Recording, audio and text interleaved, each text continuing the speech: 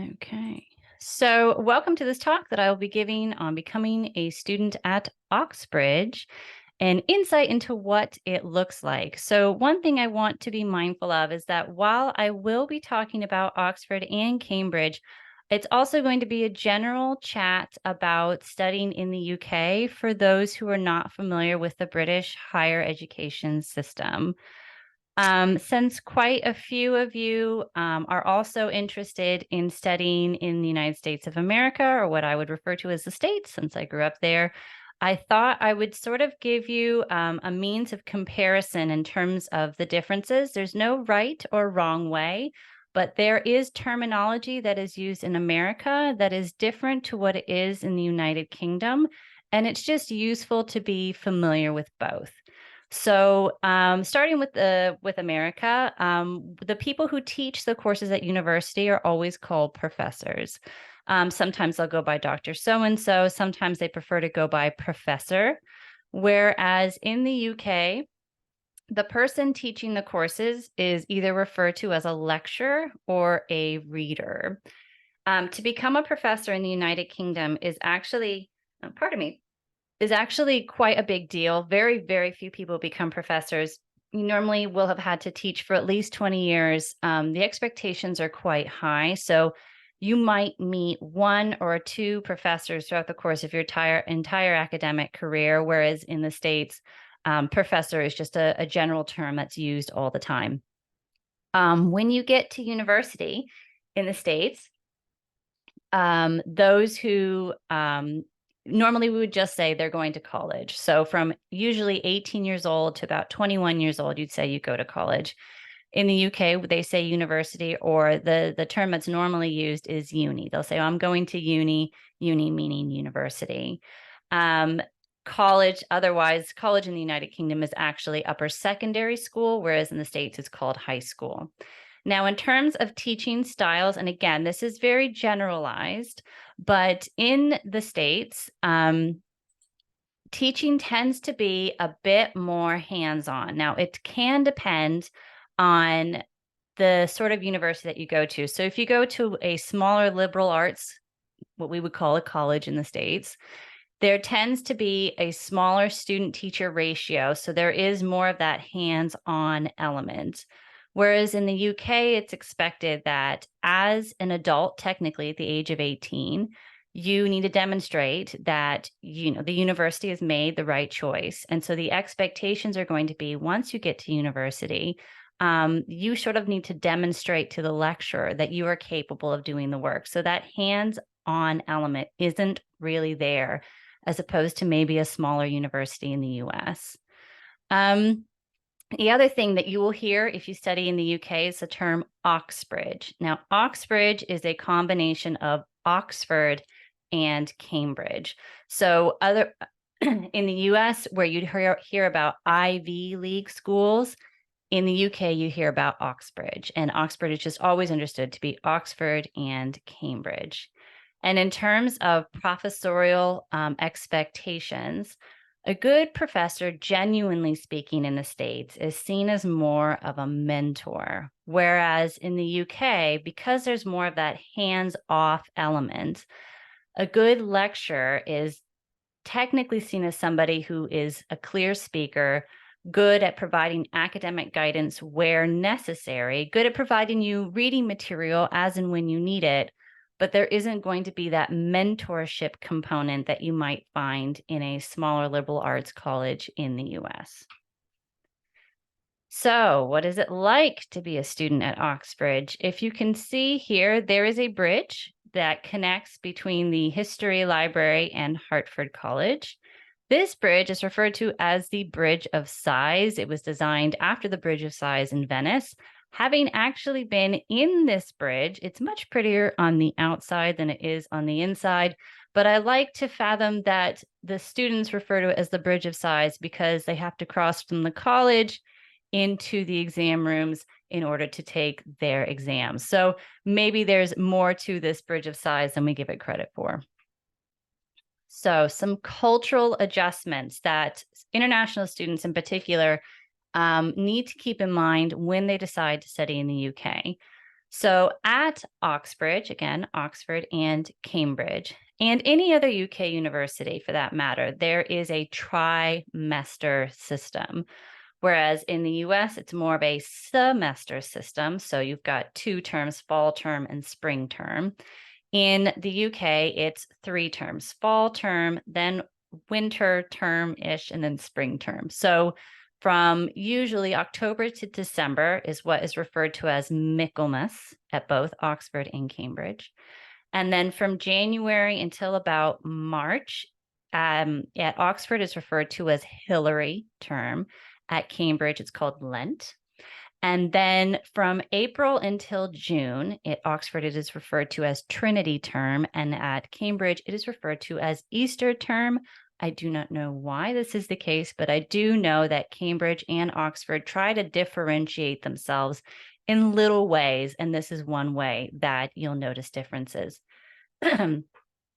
Most colleges, I say all colleges, pretty much all colleges have a bar because it is legal to drink from 18 years old. That doesn't mean you should drink. That doesn't mean you have to drink, but it is an adjustment. I know for American students coming to the UK, the legal age to drink in the US is 21. So there have been students that have found it quite different being able to drink at 18. That being said, despite access to alcohol, students at Oxbridge live at the library. Despite extracurricular activities that you might have access to, you will be expected to spend the bulk of your time studying in the library. Now, this library to the right is referred to as the Duke Humphreys Library. And this is the oldest library at Oxford. In fact, it was used as the library for Harry Potter, which is really cool. One thing I'd say about these books right here, if you ever do study at this library, in the back, they have a giant gong. And at 7 o'clock, they hit the gong. They have very weird traditions in all of these different libraries. They hit the gong to remind students that it's time to get out of the library. They also have very strict rules. You cannot bring in a backpack. You can only bring in your laptop, I believe a notepad and a pencil. I'm not even sure you can bring in a pen. And if you look at the old books here, they actually have like, I don't want to say lasers, it makes it sound like they're going to shoot you, but there's lasers here to prevent people from touching the books. And I know this because when I was a student, I accidentally set one of them off when my laptop touched one of the old books on the bottom, and then all the alarms went off and I was totally mortified. So please just don't take these books off the shelves willy-nilly unless you ask for permission. Education, as you can imagine, is very high stakes and the pressure to study is very high. One thing that I tell students of ours that come to the Oxford Method, imposter syndrome is real. And it is not just something that the students deal with, it's also something that the academics deal with on a regular basis. People have worked so hard to get to these universities, and there is this constant fear that they're not good enough or that I need to study more. And so they put a lot of pressure on themselves to do well. So one thing I would say that really distinguishes Oxbridge students from maybe some other institutions, don't get me wrong, there are some universities like Imperial, UCL that are phenomenal, but you will see that the students at Oxbridge put a lot of pressure on themselves to do well, which is why they feel obligated to be able to demonstrate, their worth or what they feel to be their worth, which is why they're at the library so much. Another thing to keep in mind is the grading system. So technically, grades are from 0 to 100. I would tell you that I have the highest grade I've ever seen, ever, at Oxford is 85. And that was phenomenal. I mean, that is, people very, very rarely get above an 80. And if you decide you want to continue on with your education from a bachelor's to a master's or even a doctorate, usually a 75 will suffice. Some institutions have different ranges. I think University of Manchester, to go from a master's to, I think it was a master's to a doctorate, I think you had to have a minimum of a 65. University of Sussex, it was an 80. But even then, there's some flexibility there. Another thing that is an adjustment is that all lecturers go by their first name. So normally students in the UK from primary school all the way up to secondary school normally refer to their teachers as Miss or Sir. When you get to university, because you're 18 years old, you're legally an adult. The thinking is, okay, you're an adult now, so we're going to talk to you as an adult. We call you, the student, by your first name, so you are now allowed to call us by our first name. In the States, it's different. The sort of dynamic or hierarchy is a bit more defined. Lecturers, or in this case, professors, will always insist that students call them Dr. So-and-so. So if I were to be teaching in the US, all of my students would be required to call me Dr. Wand, whereas at Oxford, everyone called me Anne. And at the Oxford Method, and all of our tutors at the Oxford Method, we always go by our first names, not as a means of disrespect, but to get you comfortable and used to talking to your lecturers by their first name. Another thing, and this is something I cannot stress enough, when you come to university in the UK, is absolutely tantamount that you focus on your writing. It does not matter if you are a STEM student or if you have a degree in the humanities, social sciences, or English lit. Everyone will be expected to write multiple essays, to be able to prove their arguments, to be able to back it up with research and facts.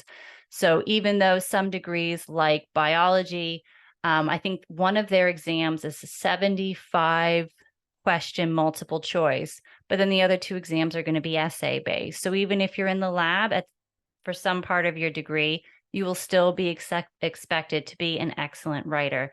And that is something that we really try to encourage at the Oxford Method. Some misconceptions about studying at Oxbridge is that everyone dresses like Harry Potter. Now, as you'll see in the next slide, sometimes we do. Nobody speaks English like the Queen, or the late Queen, as I should say. But you will meet people from various different classes and branches of society, which is really great because you start to realize that there's sort of like an even playing field. There are some people that sound like me. There are some people that sound like they're from the country. There are some people who come from the north, and the accents really vary, which is a nice mix to have. There is also sort of this idea that everyone studies in what looks like these castle type structures. Yes, there are some places like Christchurch or New College is phenomenal. But the college that I went to, Linacre College, it's just a red brick building that used to be owned by a bunch of nuns, and now it's been converted into sort of an eco-friendly environment. There is also this assumption, especially for North American clientele, that the education system and the culture is the same. There is those who are familiar, even though English is spoken in North America and in the UK, that doesn't necessarily mean that the systems are going to be the same. Now, I just said you don't dress like Harry Potter. Okay, there is exceptions. Sometimes you do dress like Harry Potter. So this outfit you can see in this picture is what is referred to as sub-fusk. At Cambridge, they don't actually have a term for this, but for whatever reason, Oxford likes to give everything a name. Sub-fusk is the attire that is worn, and they're very strict. At Cambridge, they're not as strict about the attire. At Oxford, they're extremely strict.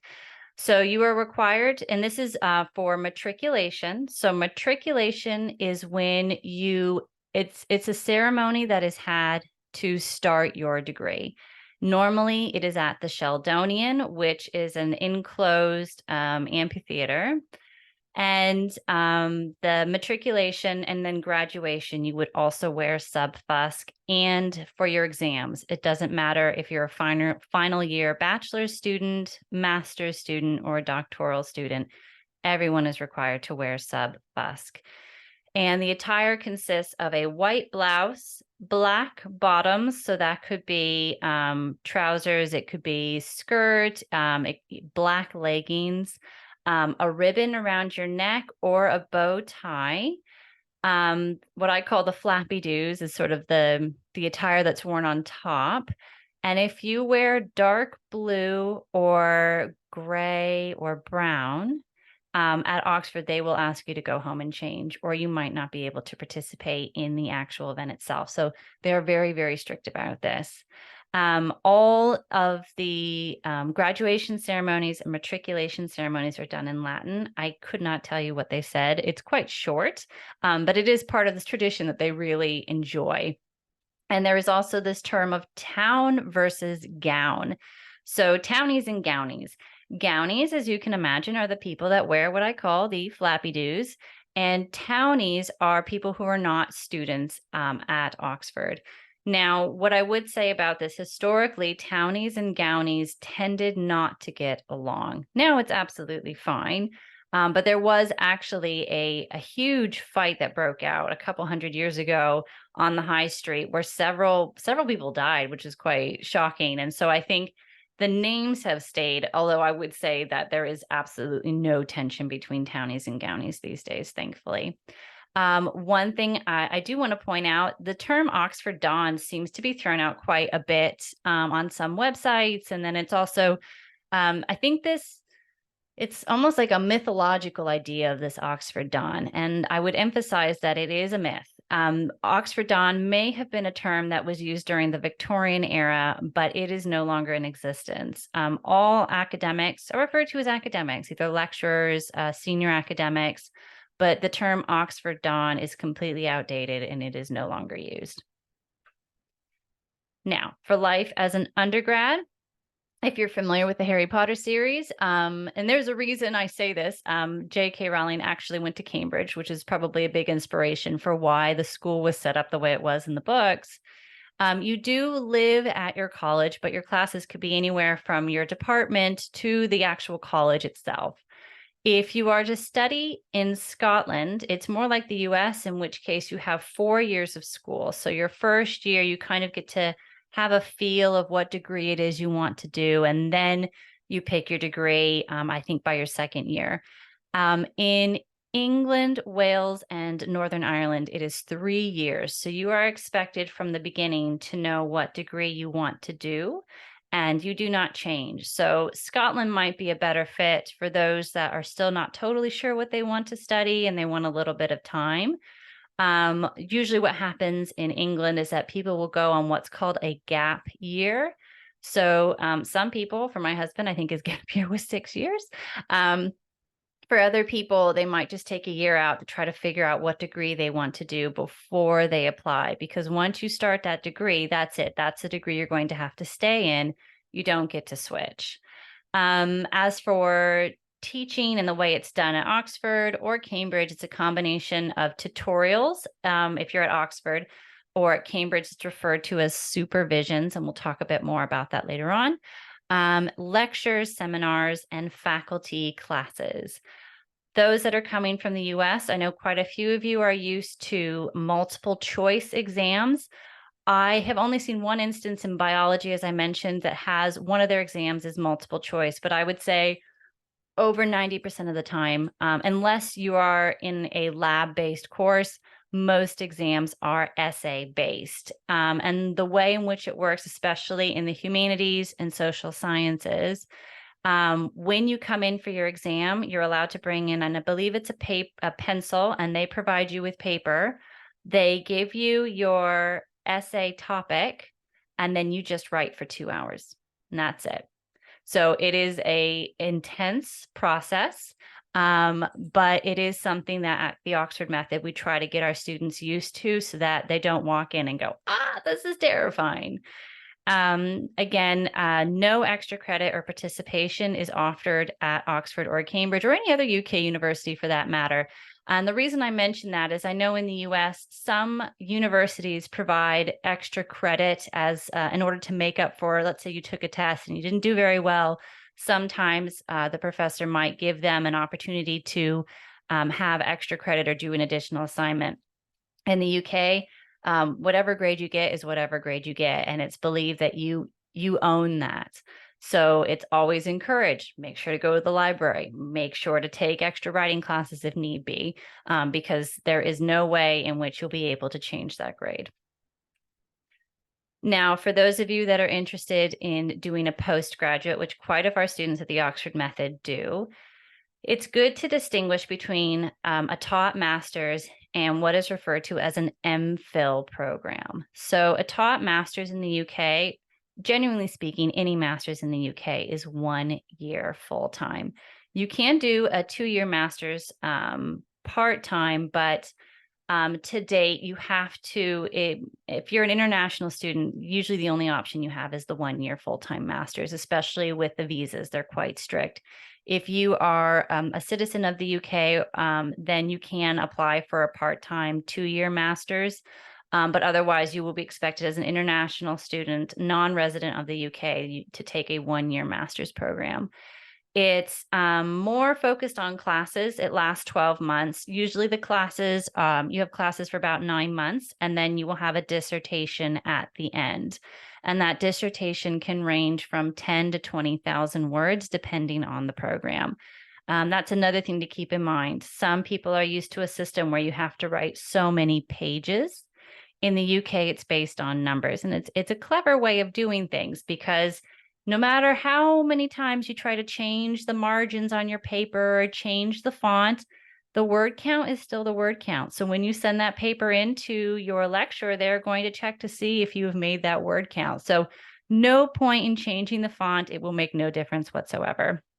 And at the end of every class, and classes are about 8 weeks long, you will be expected to write an essay. So again, if you are in the humanities and social sciences, for example, and even English Lit, you'll have 8 weeks of classes and then one essay that you will have to write at the end of that class. And whatever grade you get on that one essay will be your grade for that class. So as opposed to the US, where there's more of what we would call a cumulative approach, where you might get 10% on participation, 20% on a PowerPoint presentation that you've done, 15% on quizzes, etc. In the UK, you get graded on that one essay. So it is absolutely crucial that your writing is to standard and your research is to standard, because the expectations are going to be quite high. As for the MPhil or DPhil program, again, the MPhil is referred to as a Master's of Philosophy or just a research master's. It's 2 years. So international students are eligible to apply for MPhil programs. It's a bit more research-based. So your first year might have a few more classes, and then your second year, you'll be required to do research and a very long dissertation. MPhils are quite common in anthropology, where you might have to do a little bit of field work as well. It's just contingent on what the expectations are in that particular department at whatever university you're applying for. A DPhil is what is referred to as a doctorate of philosophy. DPhil is used in 2 universities in the UK that I'm aware of, Oxford and the University of Sussex. At Cambridge, it is referred to as a PhD, just like any other doctoral degree you would see worldwide. In the UK, it's technically 3 to 5 years. My doctorate took me 6. But that's also because I had to do field work and a myriad of other things. Anthropology degrees usually take longer because they have that field work component. Whereas if you have a degree in English literature, genuinely speaking, it should take no more than 4 years. They're completely self-taught and self-directed. Some supervisors are more available than others, and I will be as diplomatic as possible. But I would say by the doctoral level, you should feel comfortable doing research on your own. It is very self-directed. You should have maybe 1 or 2 classes tops, and it is all based on your independent research, because by this point, this is all yours. This is what you own. This is the topic that you want to study. So the tutorial system, as I had mentioned previous, is unique to Oxford and Cambridge. So Oxford refers to them as tutorials. The Oxford method, we use the term tutorials.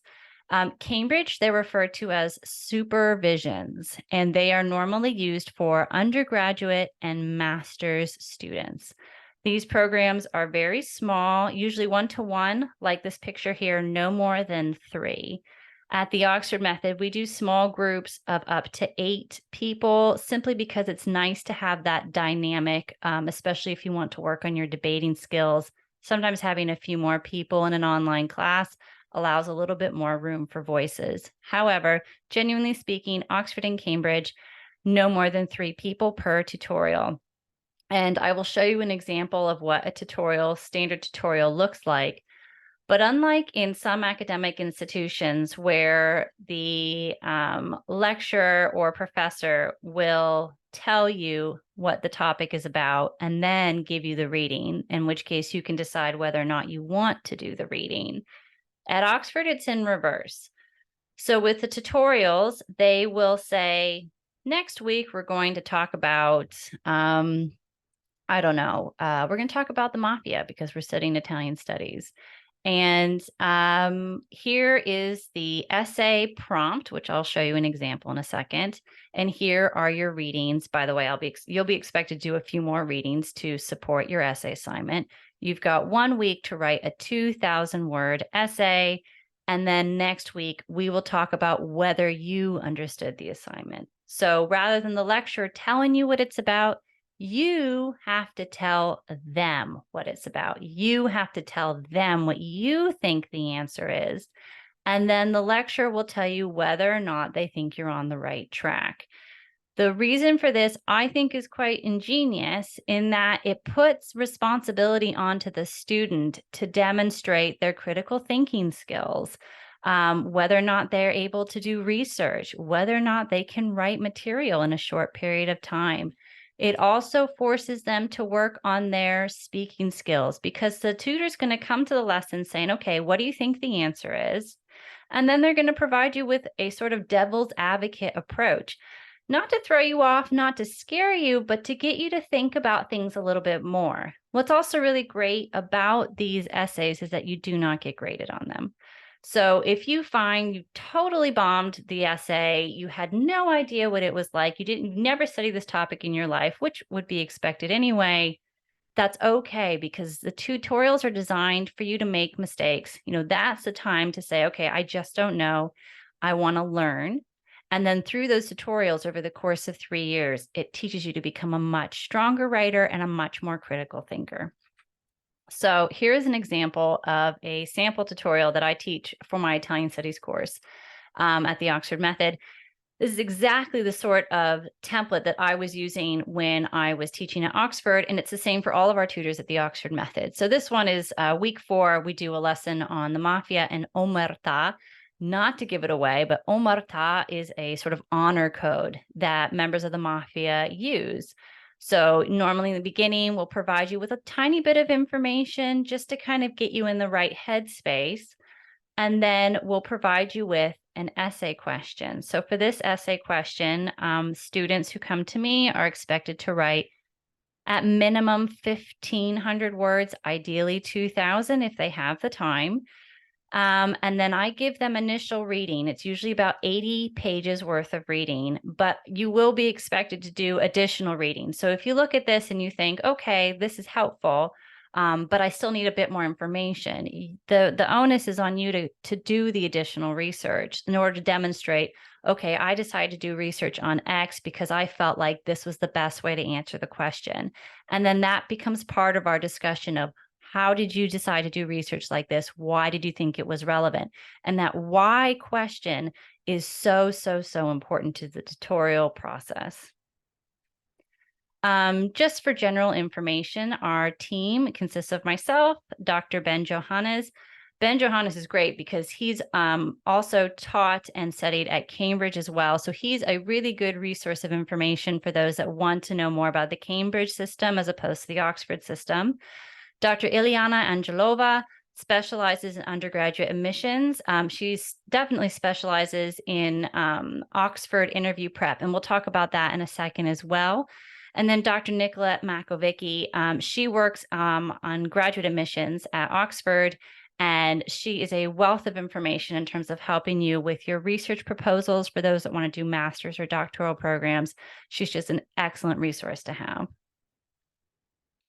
So at the Oxford Method, as I've already explained a little bit before, we do a combination of UK University preparatory courses alongside admissions assistance. So it's an exact replica of the Oxbridge style tutorials, as I showed you before.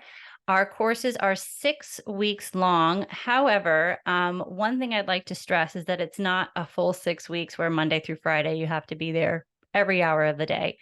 Our courses are 1 hour per week. But what we do tell our students is that they need to be willing, because of the amount of writing expected, you should be willing to dedicate at least 10 hours per week for the course. So it's very doable to do this course while you're in school. But again, it's intensive. So you need to be willing to think about, how do I blend these courses in with my extracurriculars? Or maybe how do I fit this into my schedule? But the point is, it's supposed to get you comfortable with the idea of having to write copious amounts of information and doing research. Because if you go to Oxford or Cambridge or any other UK-based institution, especially at Oxbridge, students take at minimum 2 to 3 tutorials a week. So we're looking at anywhere from 4,000 to 6,000 words worth of writing per week. So while the Oxford method, we kind of provide you a glimpse into it, you will be expected to probably write 3 times that over the span of 3 years. We deliberately have over 30 courses to choose from, which means there's some flexibility there. And because we're international, that also means we've got flexibility in terms of hours. All of our tutors are former Oxbridge academics, PhDs. They're very, very familiar with the system. And just like you would expect from any standard Oxbridge tutorial, we will be focusing largely on, theory comprehension, research, academic writing.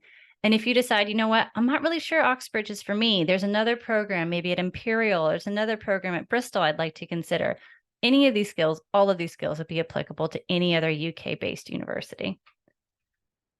So just to sort of give you an idea of what we have in terms of preparatory courses, is there are 2 options. We have what is referred to as a pre-packaged course and what is referred to as a customized course.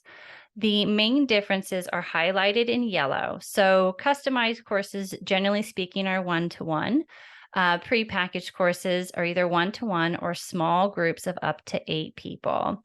There is that debating component in the prepackaged courses, which I think is quite helpful, especially for those that maybe don't like feeling on the spot and they like to hear other people's opinions. That can be quite a useful element to those courses. But with the prepackaged courses, it is based on what the tutors specialize in. So if you decide you want to take a class on, I don't know, archaeology, say, and the tutor that we've put you with maybe specializes in ancient Greece, there's going to have to be a little bit of give and take there. Yes, you might be, interested in, some part of, Western Iran, but if the tutor specializes in ancient Greece, either way, you're still going to be learning the basic skill sets of what's going to be expected for archaeology.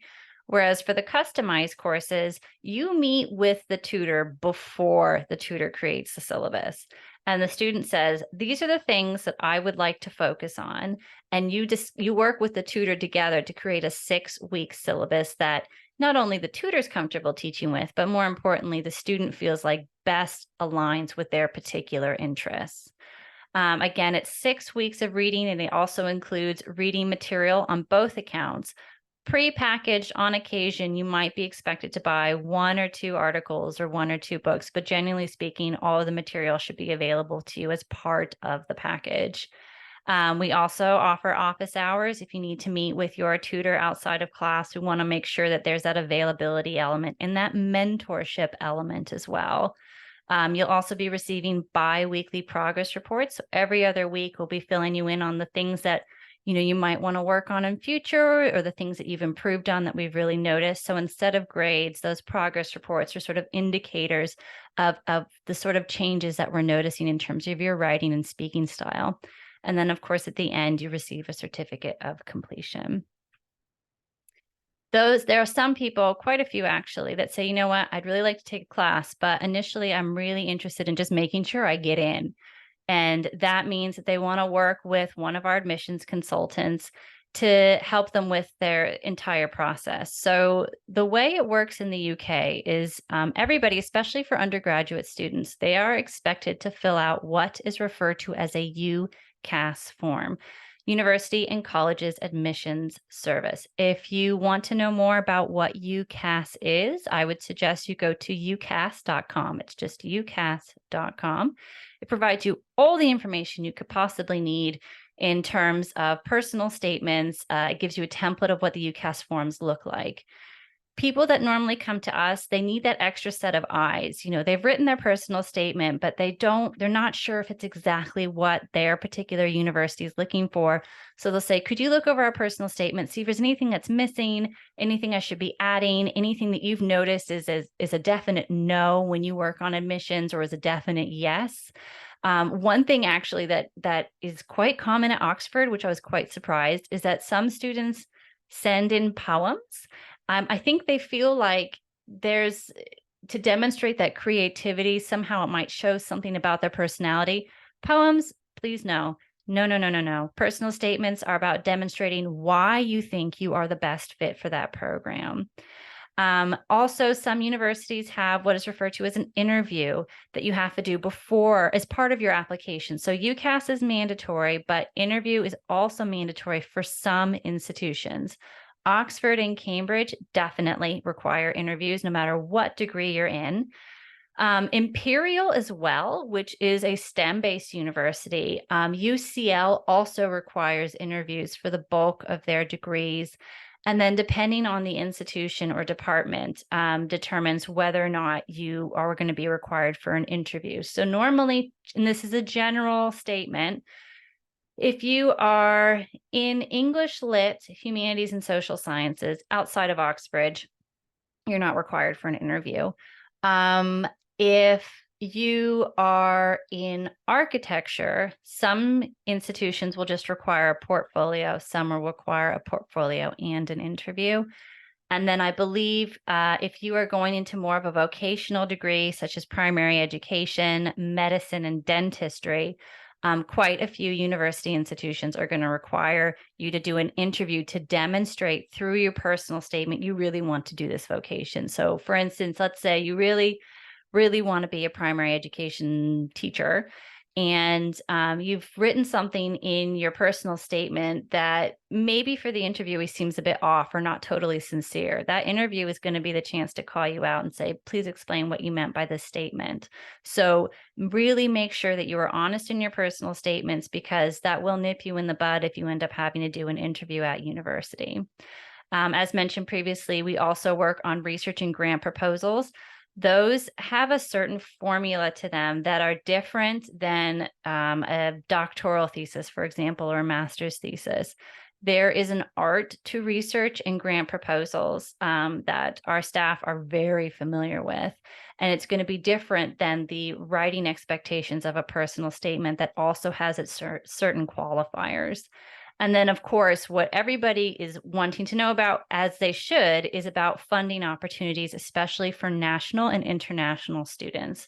Now, for those that are curious, in terms of payment differences, and this is a general statement, but UK residents normally pay $9,000, regardless of the institution, to go to university per year.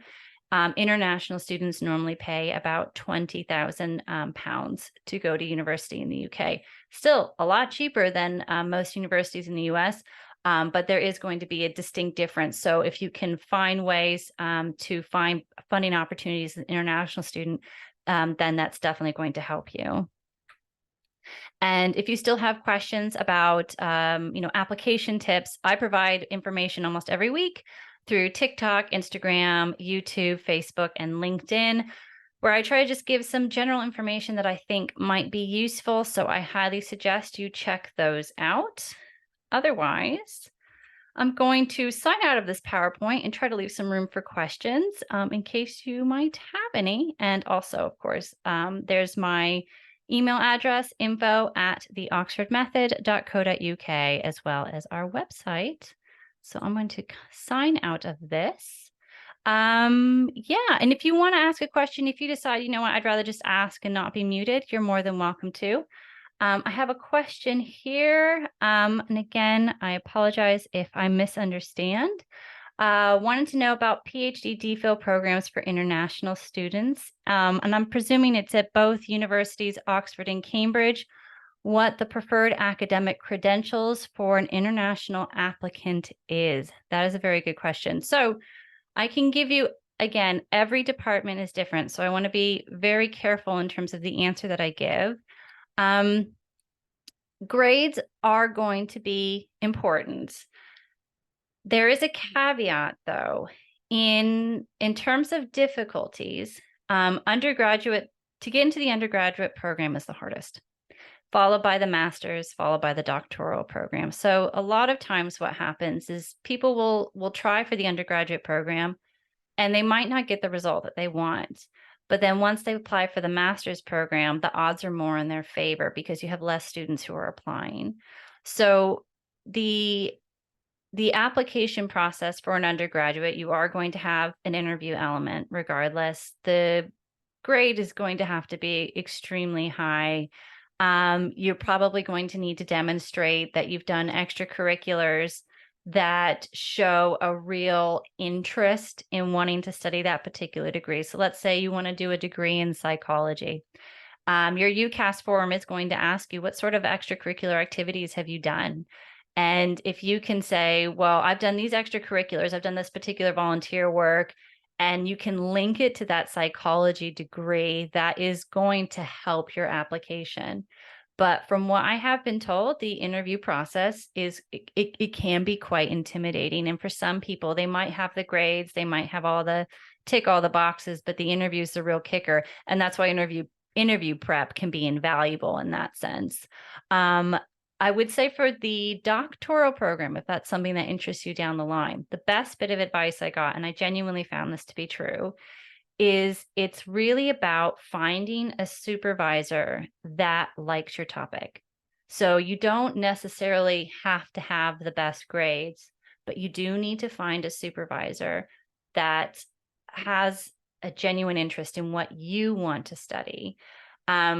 Because they're looking for that match. If you go to a psychology department, say, and let's say the department there focuses more on childhood development, and you approach it because you've decided you want to go. I'm not saying you, but like one has decided they want to go to Oxford for Oxford's sake, but actually they're more interested in looking at prisoners, for example.